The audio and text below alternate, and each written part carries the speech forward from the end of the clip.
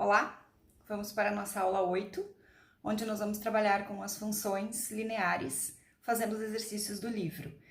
Espero que vocês gostem, um bom trabalho! Oi, vamos iniciar a nossa aula 8 sobre funções lineares. Nós já tivemos contato com esse tipo de funções em dois momentos nas nossas aulas passadas. Primeiro, quando nós fizemos o gráfico para verificar a variação. Lembram desse gráfico que nós construímos juntos? Vocês têm no caderno. A gente viu que essa função tinha os seus valores alinhados, que ela cresce e que ela sempre cresce 3 unidades. A gente viu um crescimento constante no gráfico da função 3x. Aqui a gente tinha o gráfico da variação dela e a gente viu que a variação dela era uma variação constante. Esse foi o primeiro momento. O segundo momento foi no trabalho, quando vocês fizeram no GeoGebra o gráfico das funções f de x igual a x, e nós pegamos a função, somamos um valor a e multiplicamos pelo x um valor a também. Nós fizemos essas duas situações. E depois vocês misturaram e fizeram alguns gráficos, por exemplo, de funções 3x mais 5, 2x menos 1, e se vocês pensarem nesse gráfico, todos eles davam uma reta. A diferença entre uma e outra é que algumas retas, a reta f de x igual a x, era essa reta aqui que ficava bem no meio. Quando a gente somou alguma quantidade, a reta subiu. Quando a gente diminuiu, a reta desceu. Quando nós multiplicamos por uma determinada quantidade, essa reta ficou mais inclinada ou menos inclinada, sempre passando pelo mesmo ponto. Meu gráfico aqui ficou feio, né? Mas ela sempre passa pelo mesmo ponto. Ela muda apenas a sua inclinação quando a gente multiplica essa reta por um número. E quando a gente misturou os dois, a gente viu que as duas situações acontecem, ou seja, ela muda a inclinação e muda o ponto onde ela corta o eixo x, o eixo y, desculpa, muda o ponto onde ela corta o eixo y. Então, sempre que a gente tiver uma expressão dessa forma aqui, nós vamos ter como gráfico para ela uma reta, e isso é uma regra, tá? Então, a primeira regra sobre retas que a gente vai ter é que, se nós tivermos o gráfico uma reta, a sua equação sempre será um número vezes o x mais um outro número. Nesse caso, eu vou trocar a letra, porque se eu colocar o a, vai parecer que é o mesmo. Então, toda vez que a gente tiver uma função que tem esse comportamento aqui, um número vezes o x mais um número, o gráfico dela vai ser uma reta, e sempre que a gente tiver uma reta, a sua equação vai ser dessa forma. Pelo gráfico, a gente viu que o b, que é o número que a gente soma, ele implica na posição, no número que essa reta corta o eixo y. Então, vocês viram que se a gente somar 3, o nosso gráfico subia 3 unidades e passava aqui no 3. Se nós somássemos 5, o gráfico sobe e corta no ponto 5. A multiplicação por um número mudava a inclinação. Quanto maior o meu número, mais inclinada ficava a minha reta. Então, o valor do a indica inclinação. O valor do b indica onde a função corta o eixo y. Isso vocês conseguem observar no GeoGebra. Se vocês olharem novamente agora as funções, vocês vão conseguir ver isso, que maior inclinação implica num a maior, e o b é exatamente onde essa função corta o eixo y. Então, em resumo, quando a gente fala de funções lineares, a gente vai ter sempre funções que são expressas por esta forma, um número vezes o x mais um número. Esse valor vai representar a inclinação. Quando a gente pensar no gráfico, ele representa a inclinação, e este ponto representa onde essa função vai cortar o eixo y. O gráfico vai ser uma reta em algum lugar. O B sempre será o valor onde ela vai cortar o eixo y, e o A sempre vai representar o quanto ela está inclinada com relação ao eixo x, ok? Esse A tem a ver com inclinação. Só que isso é uma interpretação basicamente matemática, certo? Onde que a gente vai usar isso no mundo real? Então, eu vou passar com vocês agora para a parte de exercícios, tá? Sem teoria matemática, nada além disso aqui. Nós vamos continuar usando este livro, certo? Na página 22. Eu vou passar para vocês, imprimi, né? Fiz uma cópia. Então, agora a gente vai trabalhar na seção 1.3. Aqui eu tenho a impressão do livro, e eu vou deixar disponível para vocês poderem ter também, quem quiser imprimir, vocês vão ter acesso a esse material. Mas eu vou trabalhar basicamente com os exercícios. Então, vamos lá. Vamos ver que tipo de exercício a gente tem modelado por funções lineares. Eu tenho um cachorro. Aulas em casa tem disso, né? Daqui a pouco ele vai latir novamente.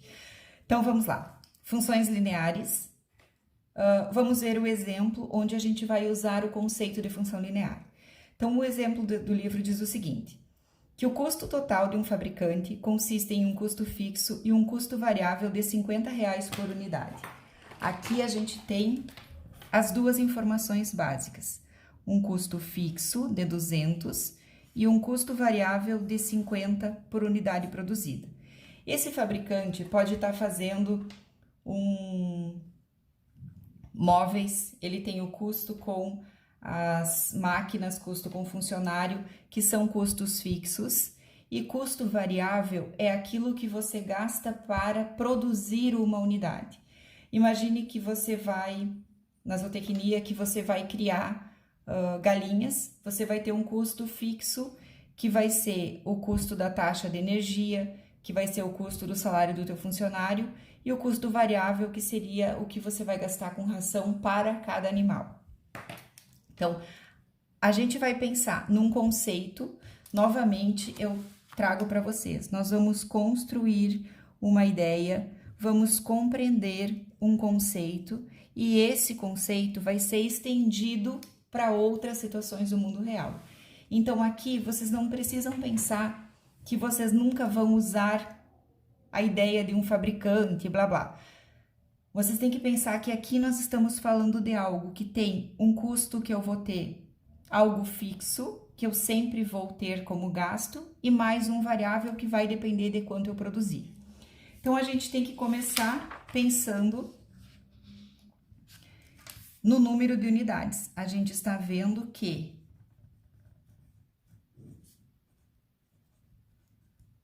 se o custo depende da quantidade de unidades produzidas, eu tenho que dar uma letra, tenho que dar um símbolo para esse número de unidades produzidas. Então, eu vou chamar de X o número de unidades produzidas.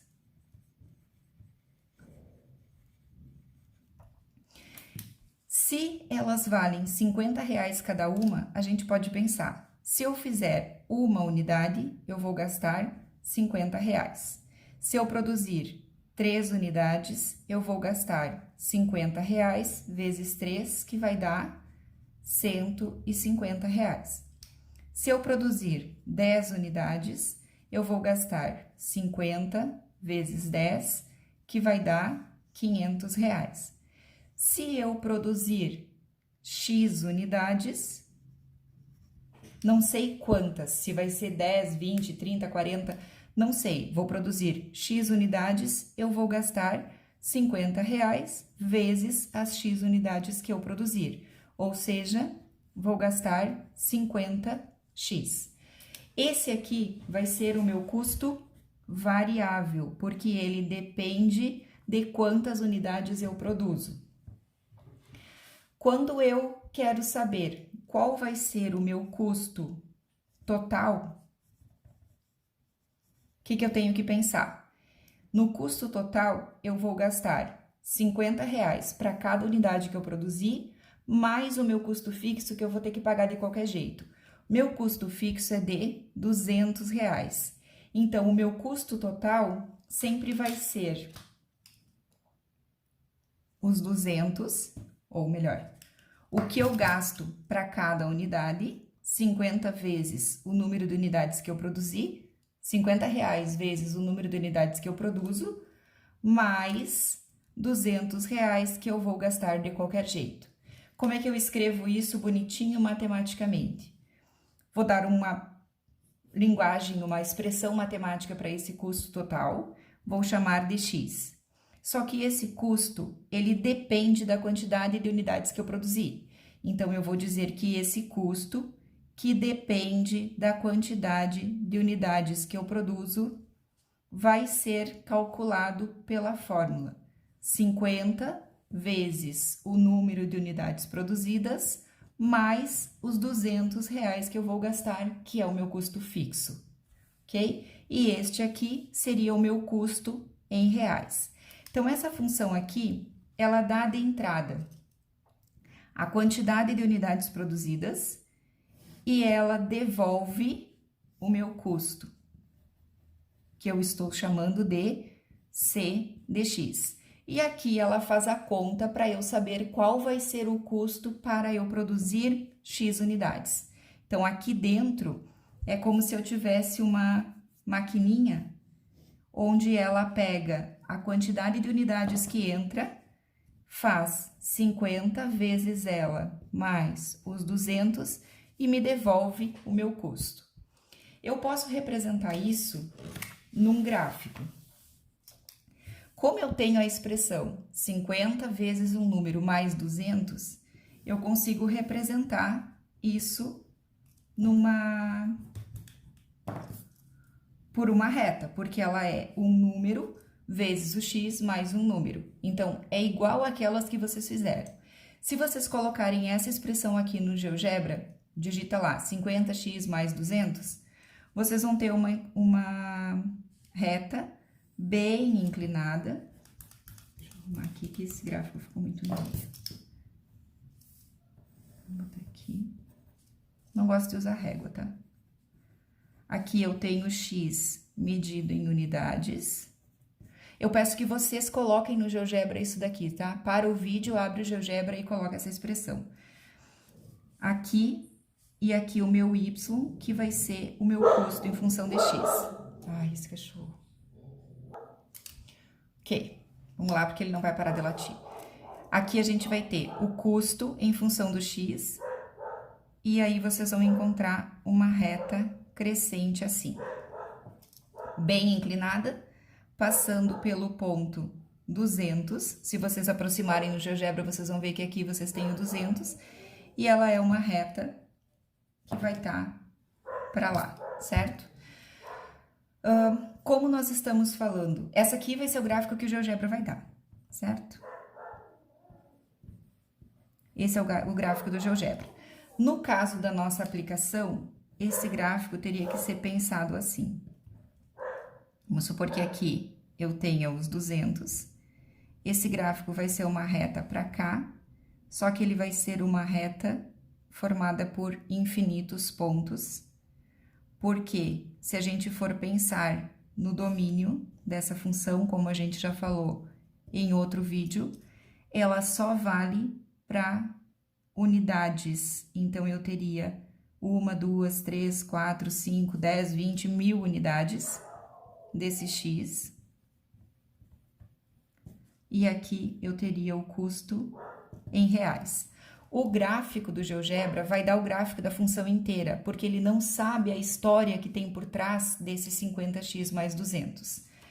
Nós sabemos que ela vem de um fabricante que tem um custo fixo e um custo variável. Então, aqui nós temos que pensar que existe um domínio para essa função. Ou seja, esse x que a gente escolheu para ser o número de unidades não vai ser qualquer valor. Como são unidades, eles terão que ser valores inteiros e positivos. Eu posso produzir nada, posso produzir 1, 2, 3, 4, 5 unidades, mas não posso produzir 5 unidades e meia. Então, o nosso gráfico seria um gráfico de pontos, mas como fica mais fácil, a gente faz uma reta e une eles para ficar mais fácil de visualizar. Mas o nosso domínio seria x, números nem inteiros, né? Podemos pensar em números naturais, porque são só os positivos. Começa no 200, porque eu não tenho como produzir unidades para cá. O gráfico existe para cá, mas no nosso contexto, ele começa aqui e vai embora. Eu posso produzir quantas unidades eu quiser. Então, o GeoGebra sempre vai dar o gráfico inteiro, como se essa função aqui não tivesse história nenhuma. O GeoGebra vai fazer uma f de x igual a 50x mais 200. Ele entende a função matemática. Cabe a nós, que estamos fazendo um exercício aplicado, pensarmos que nós temos uma história e que essa função que a gente encontrou, que é a que está aqui, ó, ela é um modelo para uma situação real. O gráfico não sabe disso. O GeoGebra não sabe disso, desculpa. O GeoGebra não sabe que ela é o gráfico de uma função real. Então, quem tem que dar as particularidades somos nós. Então, a gente vai ver o gráfico do GeoGebra, que vai ser dado como um todo, e nós vamos ver que parte dele nós vamos aproveitar. Então, a parte do gráfico do GeoGebra que a gente vai usar é aquela que está na parte positiva. A gente tem que ter ideia de que só valem os valores inteiros. A gente faz o gráfico para não ficar desenhando um monte de bolinha, mas na nossa mente tem que ficar claro que só valem os valores inteiros porque nós estamos produzindo unidades. Lá no gráfico do livro, ele traz um gráfico assim. Esse aqui é o gráfico do trabalho. Então, ele começa no 200 e aqui ele traz alguns valores, tá? Ele une também, aqui seria 50x mais 200. Se a gente produzir 3 unidades, o gráfico está mostrando que nós vamos gastar 350. Da onde vem o 350? Se eu for produzir 3 unidades e eu tenho um custo fixo de R$50 cada uma, 50 vezes 3, vou gastar 150. Mais os R$200, que é o custo fixo que eu vou gastar de qualquer jeito. Por isso, a gente tem ali 350. Então, a gente tem aqui um modelo matemático para uma situação do mundo real. Esse gráfico mostra que a cada unidade a mais que você produz, você vai gastar R$50 a mais. Então, se eu for falar aqui em taxa de variação, como a gente falou, quando fizemos esse gráfico aqui, onde é que ele tá? Quando fizemos esse gráfico, que nós buscamos a taxa de variação, a gente quis saber o quanto variava de um para o outro. A gente viu que a variação era constante. Aqui, nós vamos pensar, se eu produzir uma peça a mais, quanto eu vou gastar a mais? Qual vai ser a taxa de variação do meu custo? Nesse caso, eu vou produzir uma peça a mais, os R$200 é um valor fixo, não faz diferença quantas peças eu produzo. Como eu estou produzindo uma peça a mais, eu vou gastar R$50 a mais. E aqui, neste caso, não faz diferença se eu estou produzindo 8 para 9, de 8 peças para 9 peças, o meu custo vai aumentar R$50, que é o custo de uma das peças. Se eu estiver produzindo 100 peças e resolver produzir 101, essa uma peça vai agregar R$50 ao meu custo. Então, eu tenho uma taxa de variação de R$50 a mais para cada peça. Se nós pensarmos no nosso gráfico do Covid, é como se a cada dia eu tivesse uma nova notificação novas notificações de 50 pessoas por dia. Esse valor seria fixo. A cada dia, 50 pessoas, temos notificação de mais 50 pessoas. Então, o nosso gráfico cresce sempre 50 unidades a mais. E a gente chama isso de taxa de variação. Quem não conseguiu compreender direitinho essa taxa de variação, eu peço que volte um pouquinho no vídeo e tenta ver a explicação de novo, porque essa é a explicação chave que a gente vai usar para sempre, essa ideia de taxa de variação. Então, aqui, mais uma coisa, se vocês observarem, essa taxa de variação aqui, que é a chave para mim, ela é o mesmo número que a gente tem aqui, ó. O valor que multiplica o x nessa reta, ele que diz o quanto a gente vai ter de variação por dia. Então, aqui a gente conseguiu comentar um pouquinho esse primeiro exemplo que o livro traz, onde a gente tem uma função, um exemplo aplicado de função linear, onde nós temos um gráfico, uma reta, e funções que têm este modelo, um número vezes o x mais um número. Todos os exercícios que nós vamos fazer hoje, eles vão ficar com esta ideia, um número vezes o x mais um número. Então, agora eu vou passar para os exercícios da lista para vocês verem em que situações isso aqui é aplicado. Continuando, estamos nos exercícios da página 31.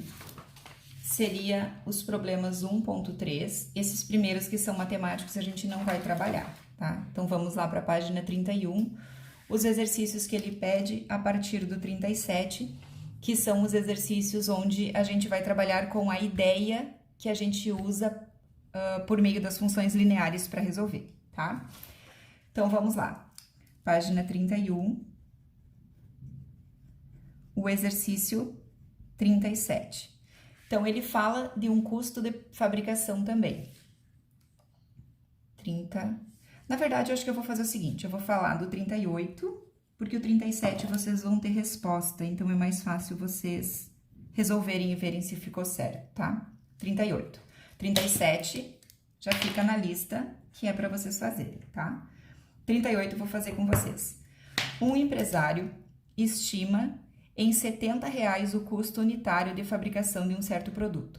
Observem que não importa o produto que a gente vai produzir. O que interessa é que R$75 é o custo unitário. E isso vocês podem anotar sempre assim, que daí vocês não vão se confundir, tá? O custo fixo é de R$4.500. Esse daqui é o nosso custo fixo. Expresse o custo total em função do número de unidades produzidas e desenhe o gráfico associado. Eu quero uma expressão matemática que me dê o custo total. Isso que eu quero. Custo total para X unidades produzidas.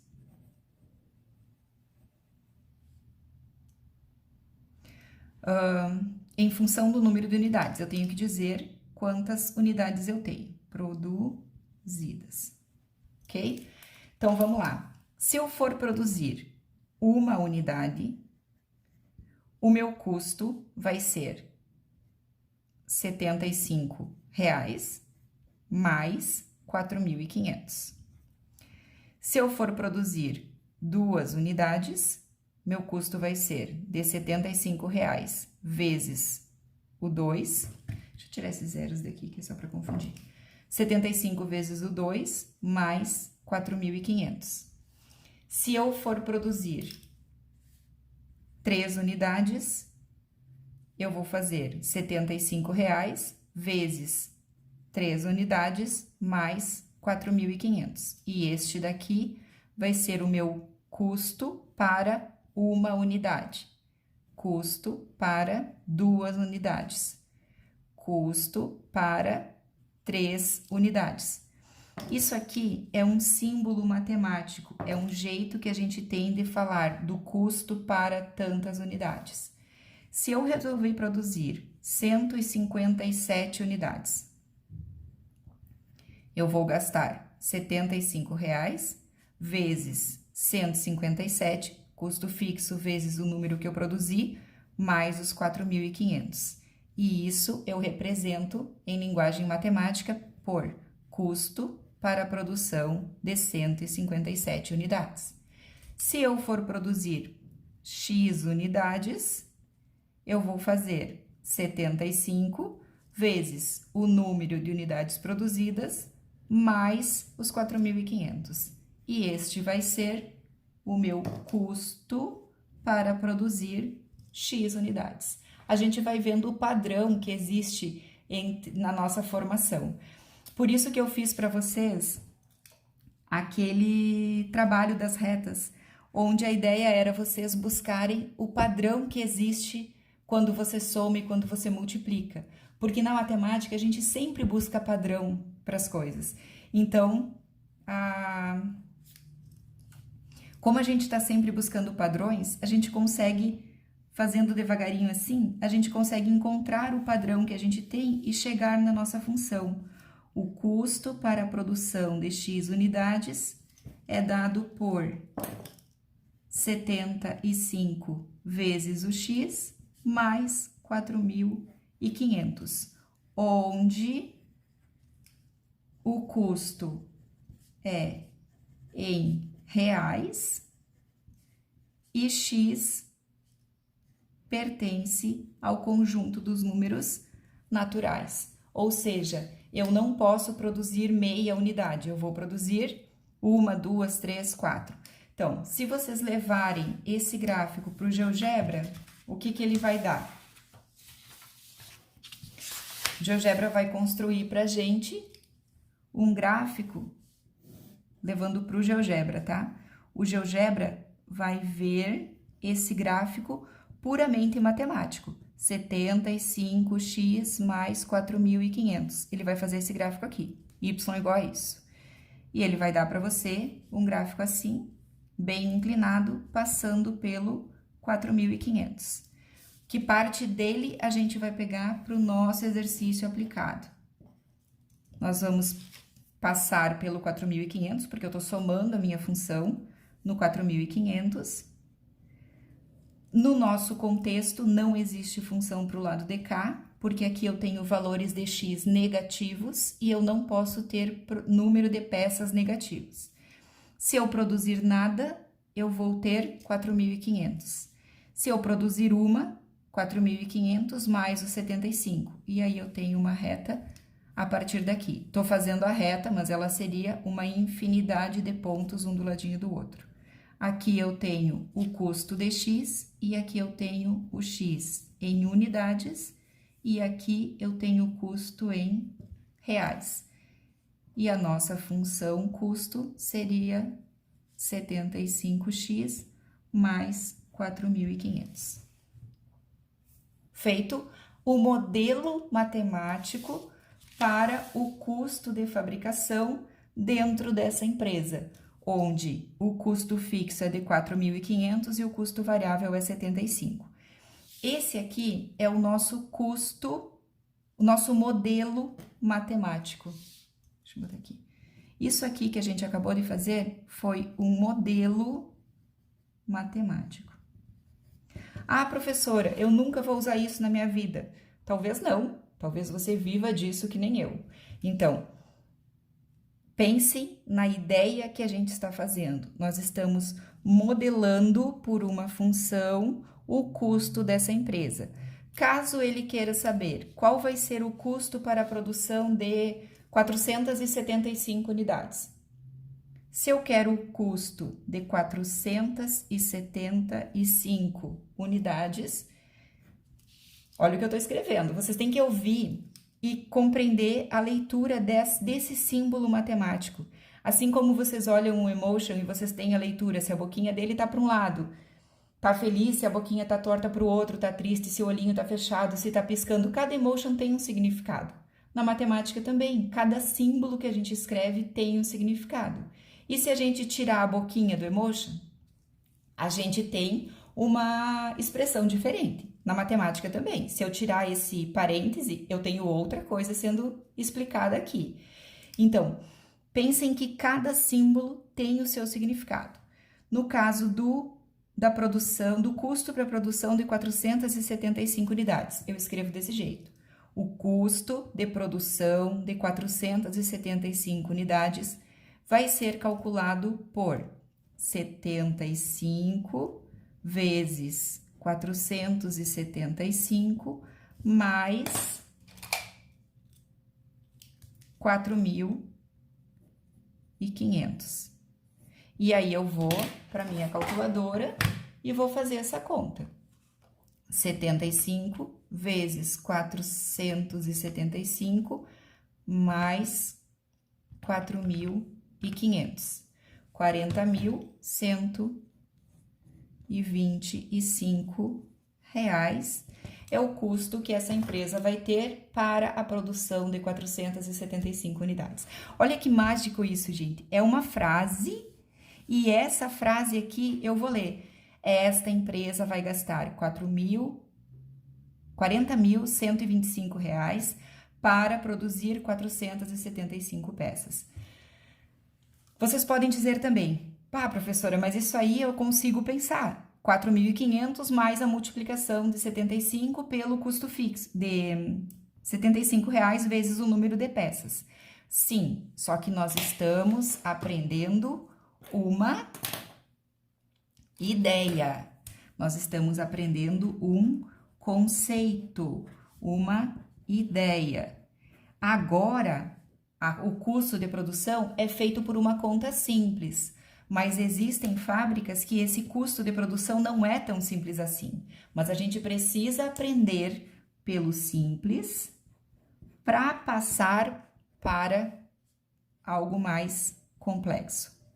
Então, se eu não souber o simples, vai ser mais difícil eu entender o complexo. Por isso que a gente vai começar com os modelos matemáticos que são lineares, que têm uma função simples para a gente descrever. Lá pelo terceiro, quarto capítulo, se a gente continuar, a gente vai usar essa ideia, vai ver o que a gente aplicou aqui para conseguir chegar num conceito mais complexo, ok? Então, a gente tá começando pelo mais fácil, certo? Então, aqui, feito o exercício de número 38, vocês têm aqui o modelo dele resolvido, tá? Pensando no gráfico. E aqui a gente ainda consegue ver, né? Que a cada peça produzida, faltou isso, o nosso custo aumenta R$ 75. Então, a nossa taxa de variação é de 75. Quer dizer, a cada nova unidade, R$ 75 a mais. Se a gente for levar o paralelo para os gráficos do Covid que a gente fez, a cada novo dia, 75 notificações novas, uma taxa constante. Aí a gente tem um gráfico como esse aqui, onde a cada novo dia, a cada nova peça produzida, nós estamos com R$ 75 a mais. Esse aqui seria o gráfico de uma variação para esse exercício. Se eu fosse fazer o gráfico da variação, eu teria, para cada peça nova que eu produzo, R$ 75 é o custo dela, certo? Essa ideia de variação é a mais complicada que a gente tem aqui, para vocês conseguirem compreender, tá? Vamos para a próxima. 39. 39 eu vou deixar para vocês tentarem fazer, porque tem resposta, tá? E agora eu vou para o número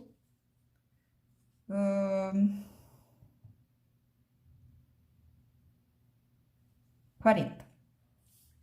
Então, vamos lá. Exercício de número 40, para vocês não terem, porque vocês não têm a resposta, tá? Esse que a gente vai fazer agora. O 40 diz o seguinte: Uma certa locadora de automóveis cobra R$ 75 por dia, mais 70 centavos por quilômetro rodado. Expresse o custo para alugar um carro desta locadora por um dia em função do número de quilômetros rodados e desenhe o gráfico associado. Então, vamos ver. Como que funciona um aluguel de automóveis? Quando eu vou pegar um carro, ele vai me cobrar um custo por dia que eu ficar com esse carro. No caso, R$ 75 por dia. E mais 70 centavos por quilômetro rodado. 70 centavos por quilômetro rodado quer dizer que a cada quilômetro que eu fizer com o carro neste dia, eu vou pagar 70. Tô trocando a escrita, tá? 70 centavos. Eu vou expressar como 0,7 ou 0,70 reais. 0,70 reais por quilômetro rodado. Então, vamos tentar fazer o esquema que a gente fez no exemplo do custo. Se eu andar nada, aluguei um carro para andar 0 quilômetros, quanto que eu vou pagar? Qual vai ser o meu custo? Bom, se eu aluguei um carro e não andei nada, eu vou pagar R$ 75, que foi o valor do aluguel por um dia. Se eu andar 1 quilômetro, quanto que eu pago de aluguel? Bom, eu vou pagar 70 centavos mais R$ 75, porque 70 centavos por quilômetro, eu andei 1, pago só 70. Se eu andar 15 quilômetros, bom, se eu vou devolver o carro e eles veem que eu andei 15 quilômetros com esse carro, esses 15 quilômetros eu vou ter que fazer vezes 0,70. Então, eu vou fazer o valor do quilômetro rodado, 0,70, vezes 15, que foram os quilômetros que eu andei, mais R$ 75, que é o valor fixo. Se eu resolver andar 123 quilômetros com esse carro, bom, eu vou ter que pagar 70 centavos por cada quilômetro que eu andei. Então, eu vou fazer 70 centavos vezes 123 quilômetros, mais R$ 75, que não muda porque eu fiquei um dia com esse carro. Então, agora eu acho que eu já consigo generalizar. Se eu andar X quilômetros com esse carro, eu vou ter que pagar 70 centavos vezes esse X, que é o quanto eu andei, mais 75. Porque eu tô ficando com o carro um dia só. Ou seja, a gente conseguiu um modelo. Esse daqui é o custo para nenhum quilômetro rodado. Lembrem-se que o dia está fixo, tá? Ele está dizendo que nós vamos ficar um dia em função do número de quilômetros rodados. Se eu ficar 2 dias, a função muda, porque daí ela vai ser uma função de 2 variáveis, porque vai variar o número de dias e vai variar o número de quilômetros. Aí a gente tem um pouquinho mais... precisa de um pouquinho mais de conhecimento. Então, a gente começa com um carro alugando por um dia e depois a gente aluga, poderia fazer por 2, 3 dias. Aí seria uma função com 2 variáveis, aí é um problema um pouquinho mais difícil. Bom, se a gente andar 1 quilômetro, o custo para andar 1 quilômetro, o custo para andar 15 quilômetros é feito por essa conta. Aqui a gente tinha expresso o custo para 123 quilômetros. E aqui a gente tem o custo para X quilômetros, não sei quanto eu vou andar. E aí o nosso modelo está quase pronto. O custo para eu andar X quilômetros vai ser 70 centavos vezes os X quilômetros que eu andei, mais R$ 75. Esse custo vai ser dado em reais, onde o nosso X, que tipo de número ele vai ser?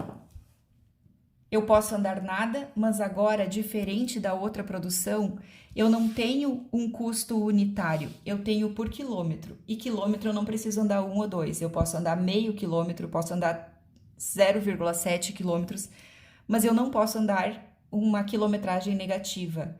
Então, o nosso x tem que ser um número pertencente aos reais positivos, ou o nosso x é um número real positivo. Se vocês pedirem para o GeoGebra para ele fazer esse gráfico, ele vai entender y igual a 0,7x mais 75. Ele vai fazer o gráfico dessa função inteira, porque ele entende matemática. E matematicamente, essa função, eu tenho representação para valor negativo. Então, ela vai passar no 75 e vai ser um pouco menos inclinada do que a função que a gente teria x. Então, ela vai ser um gráfico assim, se vocês fizerem reto, né? Aqui tá um pouco torto. Colocarem no GeoGebra, ele vai dar um gráfico assim. Mas na nossa função custo C de x que a gente tem para o aluguel de carro, o que a gente vai aproveitar dessa função? Aqui a gente vai ter um x medido em quilômetros, aqui a gente vai ter um custo medido em reais.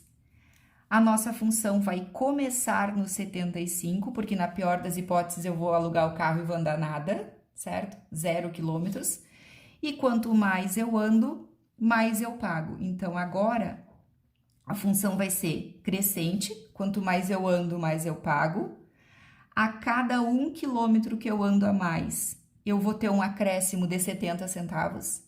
A cada 1 quilômetro, aumenta 70 centavos.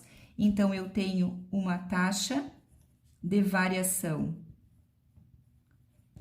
constante,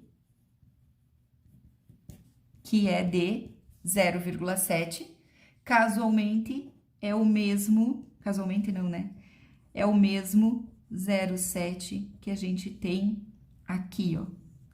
Esse valor, 0,7, implica... Aparece na frente do x, é a nossa taxa de variação.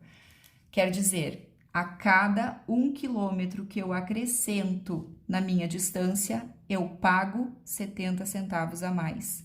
A cada dia que passa, eu tenho 0,7 notificações a mais. Meu gráfico está crescendo 0,7 a cada dia. Taxa de variação de 0,7, constante, porque ela sempre aumenta 0,7. A gente vai ver funções em que essa taxa de variação vai mudar para cada ponto. Mas o que nós estamos fazendo aqui é o seguinte: de todas as funções matemáticas que a gente tem, todas as funções f de x, 2 na x, 3 na x, logaritmo de x, seno de x, x ao quadrado, x na terceira, x na 10, x na menos 8, todas elas com suas multiplicações, 3 mais 5, mais 8, de todas as funções que vocês podem imaginar, e aquelas que vocês não podem imaginar, tangente de x, nós estamos estudando um pacotinho bem pequenininho, daquelas que são escritas como um número, por exemplo, 3x mais 5. Um número A vezes um x mais um número B. Nós estamos estudando só esse pacotinho aqui, que são as funções lineares, que tem como gráfico uma reta. Existe uma infinidade de funções que tem outras curvas como gráfico. A exponencial, a gente viu que a curva dela é assim. A função x ao quadrado, a gente viu que é uma parábola. A função logarítmica, a gente viu que é uma curva assim. Tangente de x é uma curva que faz assim. Seno de x é uma curva que faz uma ondulação. 8 na menos x, quer dizer, x na menos 8 é uma hipérbole que vai fazer isso aqui. De todas elas, nós estamos estudando um pacotinho pequenininho das mais simples que existem na matemática, que são aquelas que têm como gráfico uma reta e que são escritas como um ax mais b. que dê todas as funções que existem, que vocês conhecem e desconhecem. Nós estamos estudando um pacotinho pequenininho, que são as funções lineares. Vou fazer com vocês o 42 também. Nesse aqui, ele fala da taxa de frequência. Ele diz que a taxa cobrada por um clube de natação é de R$ 250 para a temporada de verão, que dura 12 semanas. Então, a gente tem 12 semanas e ele está cobrando R$ 250 pelas 12 semanas. Caso alguém se inscreva depois de iniciada a temporada, a taxa é cobrada pro rata, ou seja, é reduzida linearmente. Se ela é reduzida linearmente, significa que ela é reduzida a mesma quantidade todo dia. Isso que significa o linearmente. Ela, todo dia não, todo mês. Ela reduz a mesma quantidade. Porque a gente tem nas lineares uma taxa de variação constante. Então, quando você fala que ela é reduzida linearmente, você está dizendo que a taxa de redução é constante. Bom, expresse a taxa em função do número de semanas transcorridas após iniciada a temporada de verão e desenhe o gráfico associado. Então, vamos ver. 12 semanas vale R$ 250. Quanto vai custar esse clube? Vamos botar assim. Qual vai ser o custo por semana? Eu vou ter que fazer 250 dividido por 12. Então, eu vou fazer 250 dividido por 12, 20,83. 20,83 reais por semana. Ok? Se eu for quando não tiver se passado nenhuma semana do início da temporada, eu vou ter que pagar R$ 250 reais. Semana e o meu custo. Se eu chegar para fazer a minha inscrição uma semana depois de aberta a temporada, eu vou pagar R$ 250 reais menos 20,83, porque esse valor vai ser descontado porque uma semana já passou. Se eu for me inscrever 2 semanas depois do início da temporada, eu vou pagar 250 menos 20,83 vezes 2, porque eu vou ter 2 semanas de desconto. Se eu for lá 3 semanas depois do início da temporada, eu vou pagar 250 menos 20,83 vezes 3, porque eu vou ter 3 semanas de desconto e cada semana desconta 20,83. Esse aqui seria o custo com 0 semanas se passando, o custo com uma semana, tendo passado, né? O custo tendo passado 2 semanas, custo tendo passado 3 semanas. Se passarem X semanas, qual o custo que eu vou ter? 250 menos 20,83 vezes o número de semanas que se passaram. Esse vai ser o custo que eu vou pagar nesse clube de natação, caso se passem X semanas após a abertura da temporada. Bom, então, o custo X semanas após o início da temporada, o custo vai ser 250 menos 20,83 vezes o número de semanas. Se vocês observarem, a gente tem a mesma estrutura, só que ela está fora de ordem. Um número, 20,83, negativo vezes o x, mais os 250. Para qual valor de x isso daqui vale? Bom, o x pode ser 0 semanas. Ele pode ser 1 semana, 2, 3, 4, 5, até 12. Esse x não pode valer mais do que 12 semanas. Se vocês pedirem para o GeoGebra fazer esse gráfico, ele vai fazer o gráfico de uma função 250 menos 20x. Ele vai fazer um gráfico assim, que passa pelo 250, é muito inclinado e é do lado de cá, porque o número que está multiplicando o x é negativo. Se vocês olharem aqueles números que vocês tinham lá nas funções que eram negativos na frente, vai dar uma função decrescente. Então, aqui, o GeoGebra vai dar esse gráfico. Para nós, que parte desse gráfico vale? X tem que começar no 0 e tem que ser feito de valores inteiros, até o 12. Se vocês colocarem lá no GeoGebra, o número aqui vai dar próximo do 12, porque a gente aproximou o 3 aqui, ó. Mas ele vai ter um número perto do 12. Então, o gráfico de pagamento que nós vamos fazer para este exercício, aqui a gente tem custo em reais, aqui a gente tem x em semanas. O nosso gráfico vai ser um gráfico com 12 pontos, 1, 2, 3, 4, 8, 9, 10, 11, 12. Uma forçadinha. Começa no 250.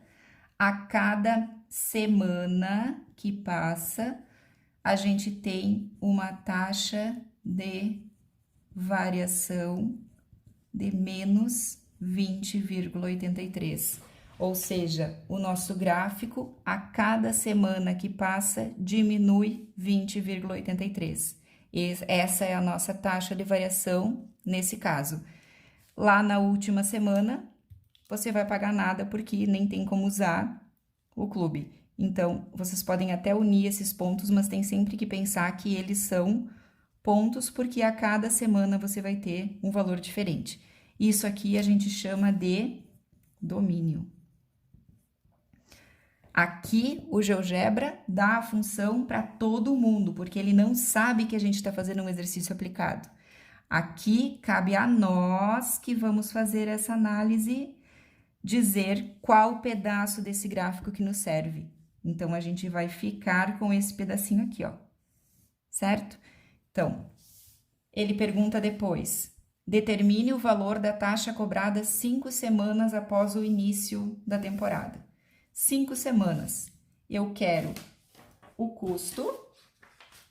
Deixa eu pegar uma folha aqui. Eu quero o custo depois de 5 semanas. Então, eu tenho que fazer 250 menos 20,83 vezes o 5. 250 menos 20,83 vezes o 5. Vou pagar 145,85. Se nós olharmos no gráfico, 5 semanas, aqui teríamos os 145,85. Então, se vocês quiserem escrever bonitinho, após 5 semanas, o custo neste clube é de R$145,85. Fácil? Precisa de um esforço, mas acho que a gente consegue. Então, 42, tá certo? Vocês têm para fazer o 37, o 39. O 43, eu acredito que dá para vocês fazerem também, porque ele fala de depreciação. Ele diz que um médico possui R$1.500 em livros de medicina para fins de imposto. eles sofrem uma depreciação linear que reduz o valor a zero após um período de 10 anos. É exatamente igual a esse aqui, ó. 1.500 no início, em 10 anos ele tem que valer nada. Então, você divide o 1.500 por 10, você vai ter R$150. Quer dizer que os livros perdem R$150 todo o ano. Então, você consegue fazer, o gráfico vai ser idêntico a esse aqui, tá? Então, o 43 é para vocês pensarem também. Um empresário compra 20 mil em equipamentos. Esses equipamentos sofrem uma depreciação linear que reduz o valor para 1.000 em 10 anos. Olha só, tá valendo 20 no início, depois de 10 anos, ele fica valendo 1.000. Então, ele depreciou 1.900. Como diz que a depreciação é linear, quer dizer que ele perdeu esses 1.900 todos os meses. Desculpa, todos os anos. A cada ano foi 1.900. Então, no ano 0 valia 20 mil. No ano 1, valia 20 mil menos 1.900. No ano 2, valia 20 mil menos 1.900 vezes 2. Então, façam esse modelo e encontrem as respostas. Então, esse aqui também dá para vocês pensarem em fazer. Agora vai mudar um pouquinho o contexto. Desde o início do mês, o reservatório de água de uma cidade vem perdendo água a uma taxa constante. A chave desses exercícios é isso aqui, ó. Tá? Ou ele vai dizer que é linear, ou ele vai dizer que é com uma taxa constante, que é a mesma coisa. No dia 12, o reservatório está com 200 milhões de litros. No dia 21, está com 164. Expresse a quantidade de água do reservatório em função do tempo e desenhe o gráfico associado. O inicial é 200, depois de 21 dias, ficou em 164. Como é uma taxa constante, a gente pode ver o quanto ele perdeu por dia, que seria fazer 164 menos 200, 36 milhões de litros, em quantos dias? Do dia 12 ao dia 21 são 9 dias, então eu vou dividir isso por 9. Isso aqui é a nossa taxa de variação, quer dizer que ele está perdendo menos 4 milhões de litros de água por dia. No dia 12, 200. No dia 13, 200 menos 4. No dia 14, 200 menos 4 vezes 2. E assim vocês colocam o X como sendo o número de dias.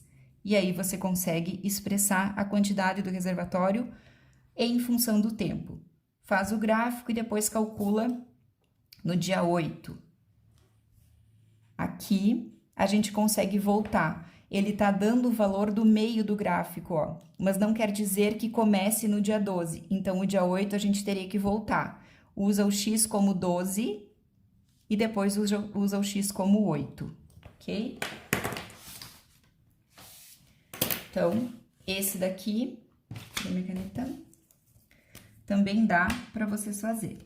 Então, olhem só, para o vídeo não ficar muito comprido, fica de tema de casa para vocês tentarem fazer o 37, 39, 43, 44 e 45. Esse daqui, eu achei ele um pouco confuso, tá meio esquisito. Então, o 41 não façam. Então, vocês têm o modelo que eu fiz com vocês. 3 deles, que são esses aqui, que foram feitos por mim, certo? Na aula. E esses aqui são os que é para vocês fazerem de tema. As respostas vão estar no final do capítulo e eu vou deixar o arquivo inteiro para vocês, porque não vai ocupar espaço, mas vocês vão usar praticamente essa folha aqui, tá? Quem puder imprimir, imprima. Quem não puder, copia no caderno, tá bem? Fim de mais uma aula. Espero que vocês tenham gostado. É provável que vocês tenham sentido que faltou um pouquinho de leveza nessa aula para eu conseguir sentir falta de vocês. Mas vamos lá, é nosso trabalho. E estou contente que você conseguiu atingir esse momento. Se você está ouvindo isso, é porque você já fez a aula toda. Então, parabéns, parabéns mesmo. E vamos para a próxima aula, onde eu vou fazer mais alguns exercícios. Um abraço.